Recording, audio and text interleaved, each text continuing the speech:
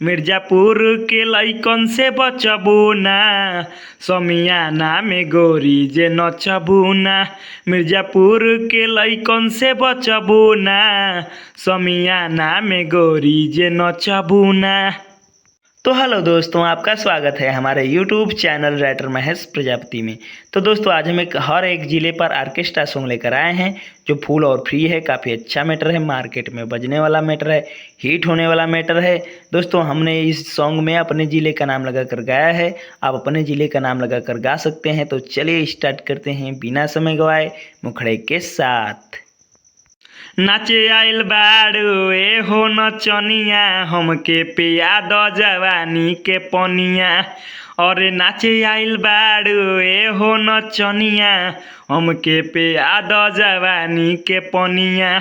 मार दे हब गोली जे तकबू ना, मिर्जापुर के लइकन से बचबू ना। समियाना में गोरी जे नचबू ना, मिर्जापुर के लइकन से बचबू ना। समियाना में गोरी जे नचबू ना।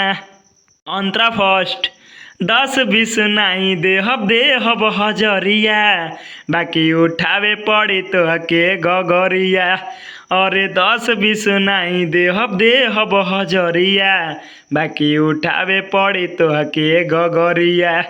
जदि हमरा से गोरी तू सटबू ना, मिर्जापुर के लइकन से बचबू ना। समियाना में गोरी जे नचबू ना, मिर्जापुर के लइकन से बचबू ना। समियाना में गोरी जे नचबू ना।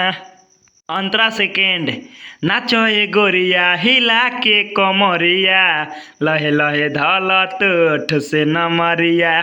नाचो ए गोरिया हिला के कमरिया, लहे लहे धल तोठ से नमरिया। महेश राजा छोटुआ से फसबू ना, मिर्जापुर के लइकन से बचबू ना। समियाना में गोरी जे नचबू ना, मिर्जापुर के लइकन से बचबू ना। समियाना में गोरी जे नचबू ना। तो दोस्तों, इसी तरह का फुल और फ्री सॉन्ग पाने के लिए हमारे चैनल को सब्सक्राइब करें और वीडियो को लाइक करें, शेयर करें और कमेंट करें। तो चलिए मिलते हैं किसी नेक्स्ट वीडियो में किसी नए ट्रैक के साथ। तब तक के लिए बाय।